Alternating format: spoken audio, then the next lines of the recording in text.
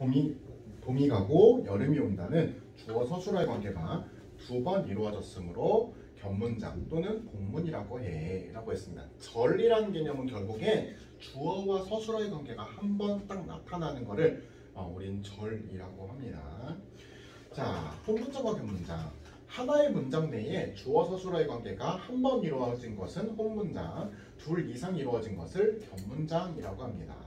다음 예문을 볼까요? 아침에 일어나니 세상이 다르게 보이고 몸도 더 가벼워진 느낌이 들었다 라고 했어요. 나는 이라는 주어가 생략되었다면 내가 일어나다, 세상이 보이다, 몸이 가볍다, 느낌이 들었다와 같이 이 문장 같은 경우에는 주어 서술어의 관계가 한 번 이상 나타나는 견문장이라고 볼 수 있겠고요. 견문장은 다시 이어진 문장과 아는 문장으로 나눌 수가 있습니다. 그러면 절이라는 건 뭘까? 라고 생각해 봤을 때 통사의 단위 첫 번째 민수, 내 친구 민수, 민수가 학교에 갔다, 민수가 학교에 가면 어머니는 청소를 하신다. 이런 네 개의 문장 어떤 단어부터 문장 형태가 있다고 할 때, 자 민수는 그냥 단어고요. 구는 뭐냐면 어절 단위가 말하자면 복수로 이루어지지만 그거는 주어와 서술의 관계는 구성하지 않는 경우예요. 그러니까 단순한 수식이라든지 이런 경우. 그래서 내 친구 민수 같은 경우는 내 친구인 민수와 같은 식으로 인이 생략되었다고 봤을 때 내 친구 그 덩어리가 민수를 꾸며주는 구 단위라고 생각할 수 있는 그런 의미 단위라고 생각할 수 있고요. 다부터 이제 말하자면 절 단위 또는 문장 단위가 시작되는데 민수가 학교에 갔다, 민수가 갔다라는 주어 서술어 관계가 한번 나타나기 때문에 이거는 절 이후 또는 얘는 완벽한 의미 단위로 구성이 독립적으로 이루어졌기 때문에 문장이라고 말합니다. 또 역시도 라도 마찬가지로 문장인데요. 얘는 민수가 가다, 어머니는 하시다와 같이 주어 서술어 관계가 두 번 나타났단 말이야. 이렇게 한 번 이상, 두 번 이상 나타나는 경우를 우리는 이어진 문장, 복문, 그러니까 말하자면은 견문장이라고 부르는 것입니다. 라고 했어요. 자, 그러면은 확인 문제 보실게요. 다음 문장에서 밑줄 친 부분은 구와 절 중에서 무엇에 해당하는지 써보세요. 라고 했어요. 자, 내가 좋아하던 게임은 이제 전설이 되었다. 주어 서술어 관계 파악하는 거예요. 내가 좋아하다. 한번 나왔죠. 그럼 얘는 구예요, 절이에요? 절이 되겠습니다. 그죠? 그 다음에 민수는 길 건너편의 도서관에 갔다. 의미 단위로 끊어지긴 하지만 어절 단위가 복수이지만 얘는 길 건너편의 도서관. 그래서 도서관을 길 건너편이가 수석해주는 형태에 그치지 주어 서술의 관계가 이루어지지 않았기 때문에 얘는 구에 해당합니다.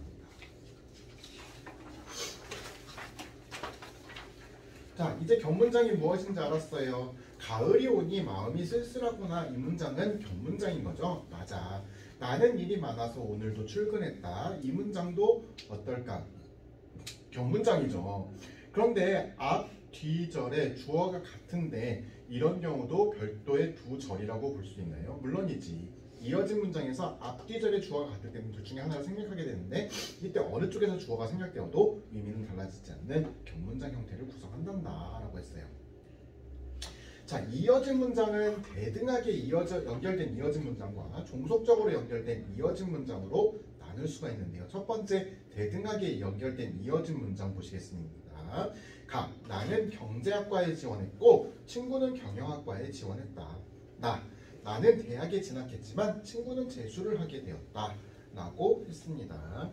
얘네들은 대등하게 연결된 이어진 문장이거든요. 이렇게 대등하게 연결된 이어진 문장은 거기 한번 밑줄 쳐볼까요? 앞과 뒷절의 위치를 바꾸어도 의미상의 차이가 안 생겨요. 그래서 앞절하고 뒷절하고 순서를 바꿔봅니다. 그래서 말이 통하는지 안 통하는지 생각해보면 예를 들면 친구는 경영학과에 지원했지만 나는 경제학과에 지원했다. 또는 친구는 경영학과에 지원했고 나는 경제학과에 지원했다. 얼마든지 되죠. 친구는 재수를 하게 됐지만 나는 대학에 진학했다. 의미상의 차이가 안 생겨요. 그죠? 이렇게 하면은 대등하게 연결된 이어진 문장이라고 볼 수 있겠어요. 반면 종속적으로 연결된 이어진 문장 형태 볼까요? 바람이 부니 기분이 상쾌해진다. 밥을 먹어서 배가 부르다. 이처럼 하나의 절이 다른 절의 의미상 종속되어 있는 문장을 종속적으로 연결된 이어진 문장이라고 해요. 그래서 종속적으로 연결된 이어진 문장에서 앞절과 뒷절 중 의미의 중심을 이루는 절을 주절이라고 하고요. 주절의 의미를 제한하는 절을 종속절이라고 하는데 현대 국어에서는 대체적으로 종속절이 앞에 나오고 주절이 뒤에 나오는 그런 형태로 구성이 되어 있습니다. 그래서 종속적으로 이어진 문장은 종속절하고 주절이 말하자면 대등하지 않기 때문에 관계가 그 위치를 바꾸면 의미가 통하지 않게 돼요. 아니면 정말 이상한 표현이 되거나 기분이 상쾌하니 바람이 분다. 이거는 말하자면 시인이거나 아니면은 도라이에 가깝지, 그치? 기분이 상쾌하니 바람이 분다. 뭐 노래 가사도 아니고 희한해져요, 그죠? 의미가 배가 부르니 밥을 먹는다. 이런 식으로 의미가 엉망진창이 됩니다. 그래서 대등적으로 연결된 이어진 문장과 종속적으로 연결된 이어진 문장은 어떻게 구분할 수 있느냐? 이걸 외우라고 하거나 아니면 외우는 팁으로 쓰진 않지만 수능 국어에서는 다만 이런 식으로 보기 박스를 주고 말하자면 우리 학생들이 직접적으로 생각해 보게 하는 자료를 주고 자료를 해석하는 형태로 나옵니다. 1번은 설명했던 부분이고요. 앞절하고 뒷절하고 순서를 바꿔보는 거. 두 번째는 대등적으로 연결된 이어진 문장에서는 선행절을 후행절 속으로 이동할 수 없지만 종속적으로 연결된 이어진 문장에서는 그 이동이 가능합니다. 산은 높고 물은 깊다라고 해보면 물은 산은 높고 깊다는 말이 안 되죠, 그죠? 그런데 해가 지면 달이 뜬다는 달이 해가 지면 뜬다와 같은 식으로 의미가 통할 수 있다는 거. 이건 종속절일 때 가능한 거, 종속적으로 연결됐을 때 가능한 거라는 거를 염두에 두시면 좋겠고요. 또한 대등적으로 연결된 이어진 문장에서는 후행절의 요소를 선행절에서 대명사나 제기대명사로 나타낼 수 없지만 종속적으로 연결된 이어진 문장에서는 그러한 것이 가능해집니다. 자기 딸은 밥은 먹었고 영희는 빵을 먹었다와 같은 식으로는 구성이 잘 안 되지만 자기 딸이 밥을 잘 먹어서 영희는 기분이 좋았다는 의미가 잘 통할 수 있다는 거예요. 그 다음에 대등적으로 연결된 이어진 문장에서는 문장 속에서 어떤 대상이 화제임을 나타내는 보조사 은는이 자유롭게 결합할 수 있지만 종속적으로 연결된 이어진 문장에서는 선행절에서는 은는을 결합시킬 수는 없습니다. 산은 높고 물은 깊다는 얼마든지 가능하지만 해는 지면 달이 뜬다. 는이나 은을 쓰면 의미가 어색해져 버린다는 거예요. 또한 대등적으로 연결된 이어진 문장에서는 후행절만 반복되는 요소가 생략될 수 있지만 종속적으로 연결된 이어진 문장에서는 선행절과 후행절 모두에서 반복된 요소를 생략할 수 있습니다. 철수는 똑똑하고 착하다. 그래서 철수는 뒷절에서는 생략할 수 있지만 앞절에서는 할 수 없고요. 똑똑하고 철수는 착하다와 같은 식으로는 말이 안 되고 종속절에서는 나는 배가 불러서 더 먹지 못했다와 같이 뒤에 절을 생략해 볼 수도 있고 배가 불러서 나는 더 먹지 못했다도 가능하다는 거죠. 자, 확인 문제 보시면 다음 예문이 혼 문장인지 겸 문장인지를 판단하고 그렇게 판단한 근거를 서술하시고 그랬는데요. 혼 문장, 겸 문장만 판단을 해보시죠.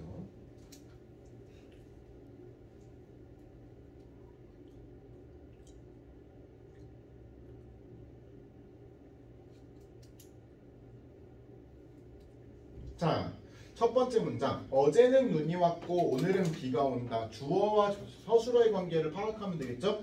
눈이 오다, 비가 오다 두 개 나왔으니까 견문장.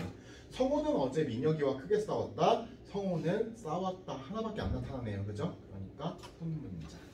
문장의 길이가 비슷하더라도 얘가 혼문장인지 견문장인지는 냉철하게 구분할 수 있어야 된다는 거죠.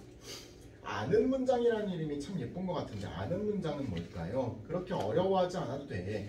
앞에서 문장 성분에 대해서 배웠지 하나의 절이 다른 문장 속에 들어가서 주어, 관형어, 부사어 등 문장 성분의 역할을 하고 있을 때 이 전체의 문장이 바로 아는 문장이라고 해.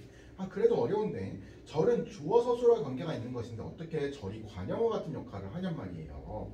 어미의 도움을 받으면 가능하지 안긴절이 명사처럼 관형사처럼 부사처럼 가능하도록 성격을 바꿔주는 전성어미가 있다면 가능하단 말이야. 그래서 아는 문장에 대해서 공부해 봅시다 그랬어요. 자, 겹문장, 아는 문장입니다. 아는 문장은 하나의 절이 다른 문장 속에 들어가서 하나의 문장 성분 역할을 하고 있을 때 이 전체 문장을 아는 문장이라고 합니다. 이때 다른 문장 안으로 들어간 문장을 안긴 절이라고 하지요 라고 했어요. 명사절을 가진 아는 문장 첫 번째로 보는데요. 명사절이라고 하는 것은 결국 체언 자리에 온다는 것이니까 대체적으로 주어 자리나 아니면 목적어 자리 같은 데 들어가는 주어 서술어의 관계들입니다. 사실이 밝혀졌다라는 건 반문이죠, 그죠? 콩문장이에요. 주어 수러 관계. 홍길동이 범인임이 밝혀졌다라고 했습니다. 홍길동이 범인이다가 주어 자리에 쏙 들어갔단 말이에요. 그래서 주격조사 이 붙었죠, 그죠? 이렇게 홍길동이 범인임 요 덩어리가 쏙 안겼다고 보는 거예요, 문장 안에서. 얘는 주어 자리에 왔으니까 명사절이라고 볼 수 있겠습니다. 나에서 홍길동이 범인임은 주술관계가 이루어진 절인데 가의 명사, 사실과 동일한 자격을 갖추고 주어 역할을 하고 있습니다. 곧 절이 명사 자격을 가지는 것입니다. 명사절은 명사형 어미, 또는 미음 또는 기 등이 결합되어서 이루어지게 됩니다. 첫 번째 문장, 그가 범행을 저질렀음이 밝혀졌다. 아까 문장이랑 구조 똑같죠? 또는 기도 가능해요. 제갈공명은 바람이 불기를 기다렸다. 그래서 바람이 불기, 그러니까 불가에 기라는 정성어미를 붙여가지고 명사형으로 바꿔줬고 조사 붙일 수 있었어요. 를. 그러니까 목적어 자리에 오면서 얘가 명사절로 쏙 안겨있는 거죠. 그죠? 그 다음에 관형사절을 가진 아는 문장. 절이 관형사화되어 관형어로 쓰이는, 즉 체언을 수식하는 형태로 주술구조가 만들어지는 거예요.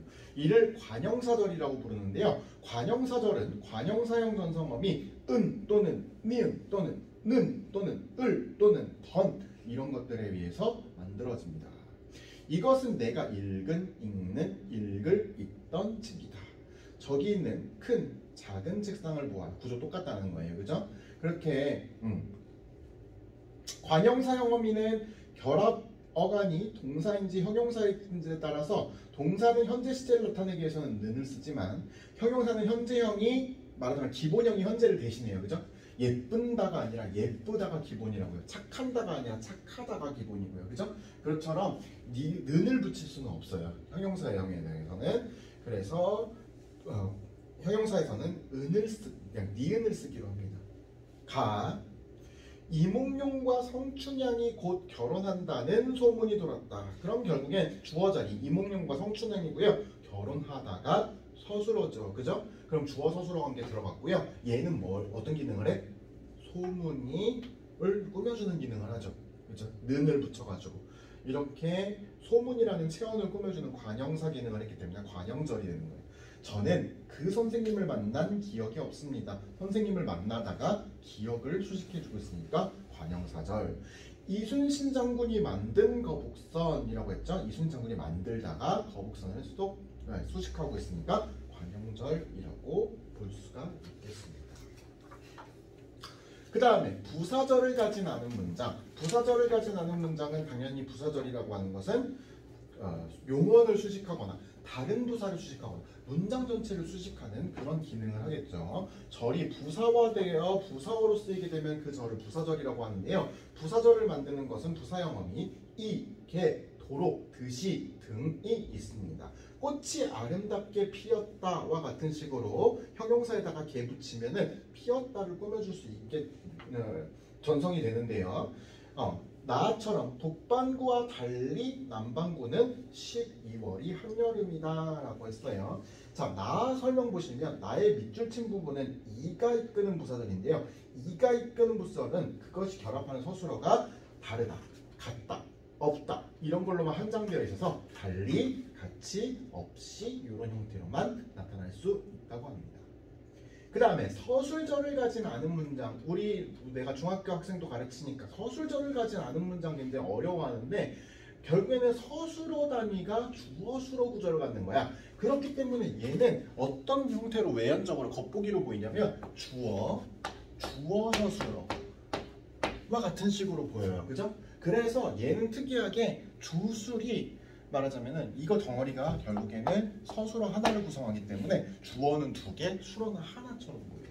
그게 좀 특징이에요. 민수가 눈이 크다 그랬어요. 눈이 크다가 결국에는 큰 서술어 단위를 구성하면서 주술 구조를 갖죠. 이렇게 볼 수가 있겠고요. 이게 바로 서술절을 가진 않은 문장입니다. 인용절을 가진 않은 문장은 인용절이 안에 들어갔다는 얘기고요. 예를 들면은 이렇게 직접 인용이 가능하기도 하고 간접 인용이 가능하기도 한데 직접 인용에는 그 조사가 라고가 붙고요. 간접 인용에는 고가 붙는 것이 특징입니다. 뭐뭐 한다고 이렇게 하면은 간접 인용이 되고 직접 인용은 라고 말했다와 같은 식으로 쓰면 됩니다. 자, 그러면 확인 문제 1번부터 5번까지 한번 또 풀어보시죠.